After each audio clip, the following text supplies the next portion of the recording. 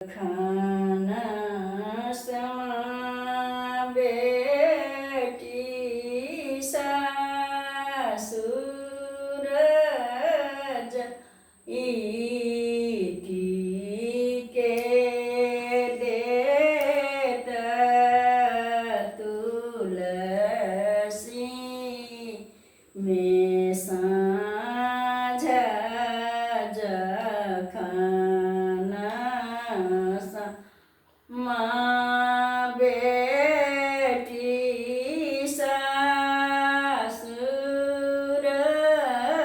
जइति के देत तुलसी में साँझ लाले लाले डोलिया के सबूजी ओ हरिया लागी गेल बती सो कहार लाले ला ए डोलिया के सबूजी ओ हरिया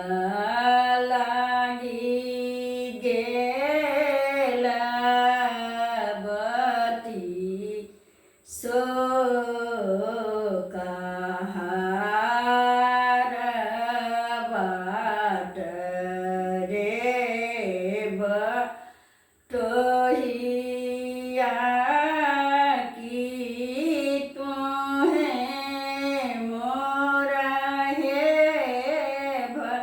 भैया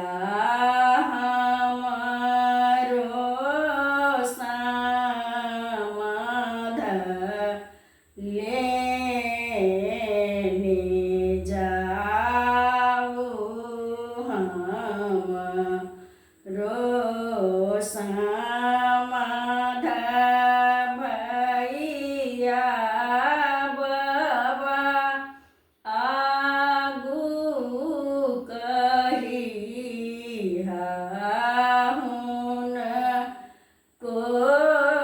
के दिया समझाए हमरो समाध भैया बाबा आगू है कहिया हुन को के कहिया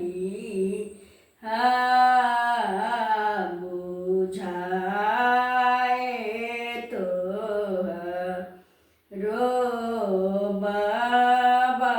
बाबाजी के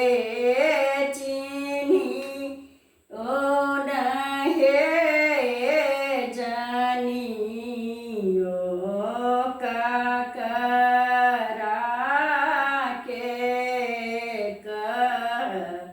अब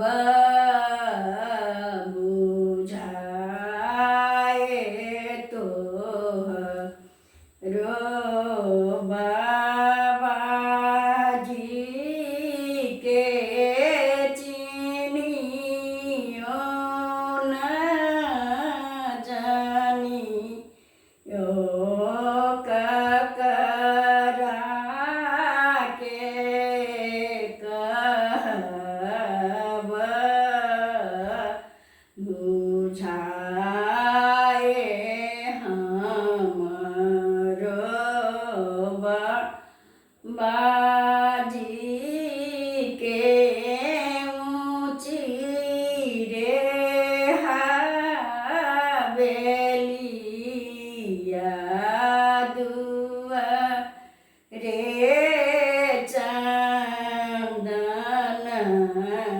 के